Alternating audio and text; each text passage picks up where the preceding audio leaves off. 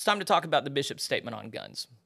And I didn't intend for the show to be about the bishops so much. However, if it turns out that the Council of Bishops is exercising undue control and influence in our denomination, it would be odd for us not to talk about them. They got together last week for several days. I don't remember the exact dates. They were supposed to come up with a uniform policy for how churches could exit under 2553 in all the annual conferences. They didn't do that for some reason. But what they did do was come up with a statement called A Call to Prayer and Action in Response to Gun Violence. So I've been talking enough. Would you mind reading? I think it's only a 2-page document. Yeah. Would you mind reading this for our audience? Yeah, absolutely. So it says, we are called as United Methodist bishops to respond to the devastation and disruption due to gun violence. Communities around the world are traumatized. We are facing a global and national health crisis, and children, families, and communities are left with the emotional scars that beg for angels of mercy and the healing balm of Gilead. The Bible declares in Exodus 20:13, "Thou shalt not kill." Yet gun violence continues to escalate. In 2021 and 2022, 43 million more guns were sold in the United States, in addition to the 400 million guns already owned.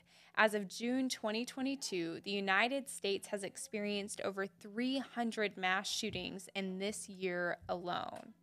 Gun violence is more than a U.S. problem. Across the globe, 44% of all homicides involved guns. According to Amnesty International, 2,000 people are injured every day by gunshots, and more than 500 of them die. The church is called to be an instrument of God's grace. As people of prayer, we followers of Jesus are called to be counter-cultural change makers. To that end, we must reject the idolatry of guns and the disordered attachment to our right to own guns without safeguards for the communities of the world. This is a call to prayer, beginning this September for all who follow Jesus, the Prince of Peace.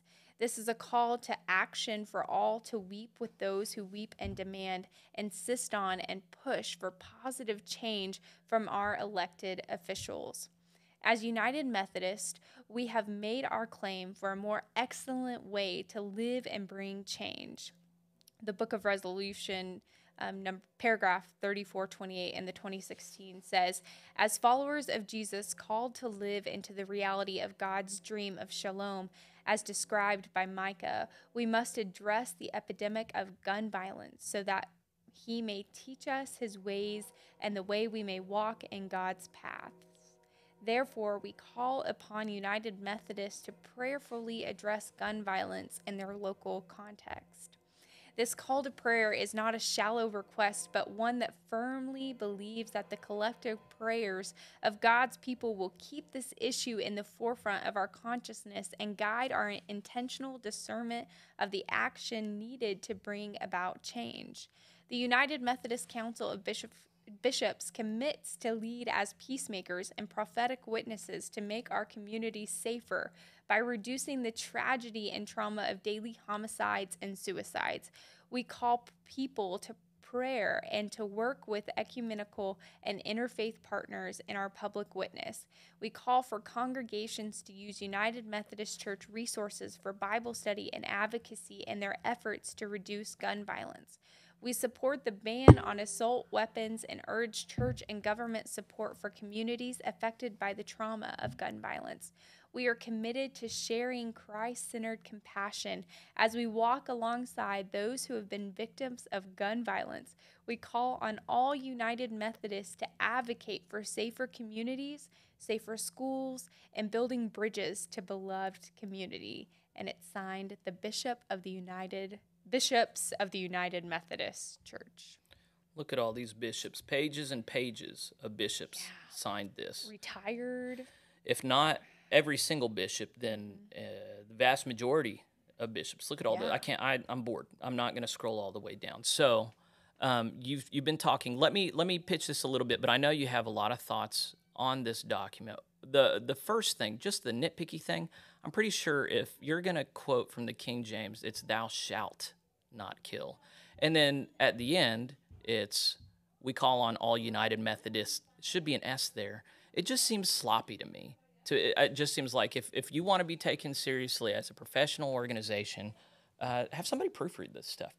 Secondly, though, the first most important thing is it seems to me that this is a virtue signaling to people of the Democratic Party. And there are certain telltale things here. The reference to assault weapons, where was that? There. We support the ban on assault weapons and urge church and government support for communities affected by trauma of gun violence. So the term assault weapon is not a real thing. That is not a category of weapon that has been defined, that has clear limits. It's just it's a Democrat talking point. Now, to be clear, are you and I and other conservative United Methodists, are we big fans of guns, and do we worship them and think that everybody should have them and use them all the time? No. No. So when we critique this, there's this temptation people have to go, oh, you don't agree with this? You must agree with the opposite. And that's not the case. So if that's not where we are, what's the conservative critique of this? What could we possibly see wrong with this exhortation to the world to stop the proliferation of spreading weapons that are used to kill men, women, and children around the world every day? Do you see these numbers? We're traumatized, Kira. Why would anyone be against this? Yeah, so when I first read this, I thought of two things. First, when I moved from Sepulpa to Bristow at my first appointment, I'll be honest, I own a gun, okay? As a single woman, I'm no longer single, but as a single woman who had children, it was important for me to be able to safely keep my house. And so that's that. I grew up in Western Oklahoma. Of course, we had guns. My parents had guns. My dad taught me how to shoot guns. And so that gun was stolen when we moved. I had it in a safe. I had specifically told the movers, don't touch this. And I went back to grab it, and it wasn't there. Moved to Bristow, got there, it wasn't there. I called the people. The company did nothing for us. This handgun is now in the hands of somebody who shouldn't have it, and that was scary. And this brought that to me. Well, yeah, someone on the left would hear about that and go, well, you shouldn't have had the gun in the first place. Now it's on the streets and it's going to be used to kill somebody, Kira. Right. Yeah. And that worries me too, that thought, right? Sure, of course it does. But that's exactly the thoughts that go through people's mind. And that's not fair, because although we're traumatized, there's also protection that has to be handed down. So my second thought when I read this was, I work, not live, but I work in one of the most diverse communities in Tulsa. I use the word community very loosely because there are communities in Tulsa. Mm-hmm. But the first 7 homicides of Oklahoma was in my neighborhood of my church. Not to mention that 90% of the shootings that happen in Tulsa are in my neighborhood of my church. So I ask myself, how is my church directly impacted? How are my people directly impacted by this statement from the bishops? Yeah. Right? My community is traumatized. My people are traumatized because of gun violence. However, what are we actually doing to stop it? Right? But we have to have this balance of traumatized and protection. And that may be me going really out there with my thoughts, but that's my biggest thing. Yeah. What can we do? And I don't think that answered your question, but I mean, it does. I mean, I'm not thinking that you and I are going to come up with a clear, here's the policy they should have said, but this is more like holding this up to a biblical standard and a realist standard. Mm-hmm. And I do believe in Christian realism to a degree. I don't think we should be slaves to whatever we think is realistic. But we do, I think, bear the responsibility of looking at what are going to be the implications if someone just takes this at face value and adopts this. And if we're really advocating for assault weapons to be banned, what is the realistic outcome of that? Are we imagining that we're going to be able to recollect all of the assault weapons that are out on the streets already? That's a fiction. Right. You know, we've got decades of war on drugs to show that you can create whatever laws you want, but if the human heart is predisposed towards something, it's going to do that. Realistically, when you look at the effect of weapons bans, you're looking at the law-abiding people are no longer going to do it. The lawless are going to continue to get their hands on what they want. And then the question is, do you want vulnerable people to be vulnerable to those who are lawless? So some things that people don't necessarily know about gun violence in the U.S. or the world. Gun violence around the world is actually lower now than it has been for a century. You know, ever since guns were created and took gun violence and violence in general has been on the decline for some time. Now with geopolitics being what they are right now and everything devolving, that might be rising. However, the problem there is not proliferation of guns. It's people being miserable and sinful. You know, here you have, to my understanding, an organization whose primary central emphasis is on getting right with God, being in right relationship with God. And if you solve that problem, nobody's going to be killing anybody. But we're trying to treat the symptoms rather than the problem. We're trying to say, just take away the guns and people won't be violent anymore, at least not on the same level. And I'm not sure that's borne out at all by the data. Also, when you look at this being in the context of America, we see ourselves as a particularly violent people. And in some senses we are. We do own more guns per capita than any other culture. However, when you look at the vast majority of gun violence and gun deaths, it takes place within a few square blocks of America. We're talking about urban areas in several cities, especially across the eastern seaboard, but also the north and even in Tulsa. This is what we see. We're not seeing a general gun violence problem. We're seeing violence problems within victim communities that victimize themselves within and systematically have had police presence removed so that outlaws with guns rule the roost. I saw a very interesting thing. I didn't get to read it, but Reason Magazine made the case yesterday in an article that the reason that we saw a decline in lynchings of the black population in the South in America is not because of new laws getting passed. It's because of proliferation of guns in the black community. White guys decided they just didn't want to take the risk of a black guy defending himself with a gun. Guns are the great equalizer between people. Without guns, you have the might of men of strong men against the weak. We're talking about something that evens the scales. Now, are there going to be guns in the kingdom of heaven? No. No, there's going to be no need for guns. Yeah. But the thing is, we're not in the kingdom of heaven right now. And so what do we do about that? And for some people, I guess the instruction is act like we are. But the thing is, unless you're ready to die, and most of us aren't, and that's a whole other issue. Unless you're ready to die, this is a fictitious way to go about life. This also ties into a theology that's very disturbing within mainline church, which is we're going to build the kingdom. I find myself increasingly hostile to that way of life. I believe that the kingdom is something that Jesus brings in his time, that we can't build it. Well, this is what I think the flaw of communism was. We have discerned what the perfect society will be. We're going to create a bunch of laws and make everybody do it now. And it never works. It always results in complete destruction. It's only Jesus, the King of Peace, that is going to come and institute his kingdom. We can't build it in any way. You're nodding your head. You don't disagree with me? Oh, I agree with you 100%. Okay. Yeah. The other thing is, I find it very strange when a covenant community, Christians, says everybody should act like us. And of course, the lefties hate it when right-leaning people do it. Oh, everybody should maintain our sexual ethic. Everybody should vote against Democrat policy. You know, they hate when conservatives, but then they say, well, the Bible says thou shalt not kill. So everybody, we shouldn't kill each other. Never mind the laws that are already on the books. But that's such an unself-aware thing to offer, to say, well, the Bible says, so this is what everybody should do. We're not in the position to do that as the church. What we get to say is, here's how Christians should behave. Here is the way of Christ in the world.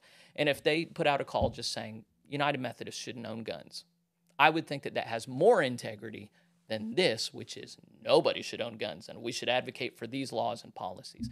At that point, I'm going, oh, they're just signaling to everybody, this is going to be the Democrat Party denomination. And if you're not happy with it, pay a bunch of money to get out or stay and change your mind.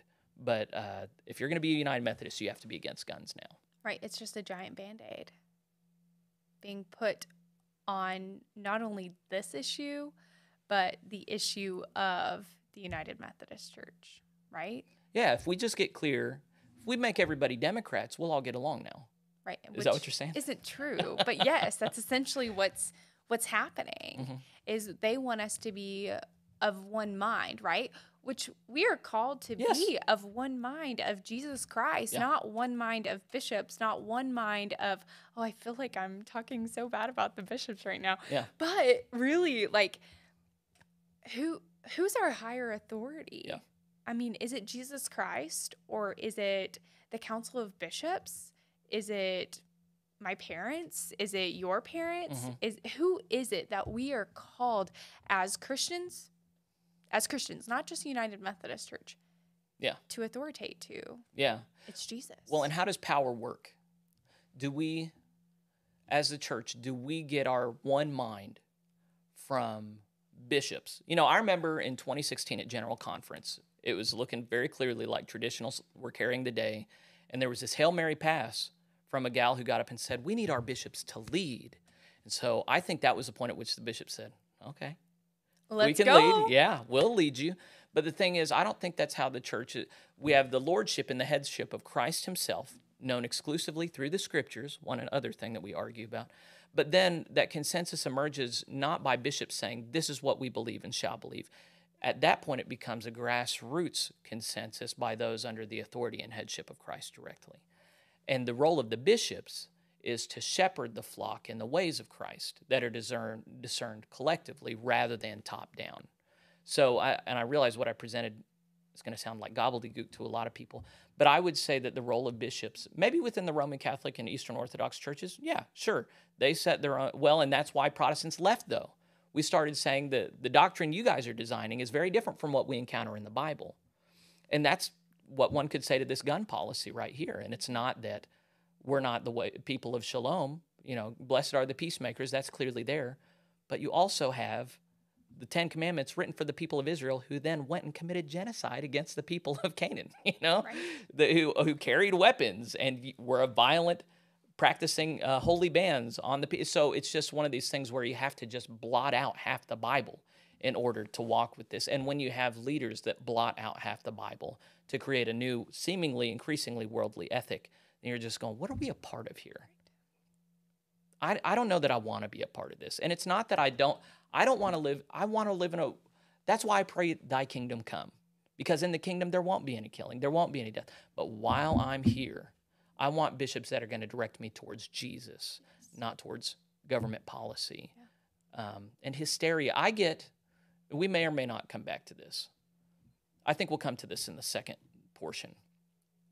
As soon as the word trauma gets raised, I get skeptical. Yeah.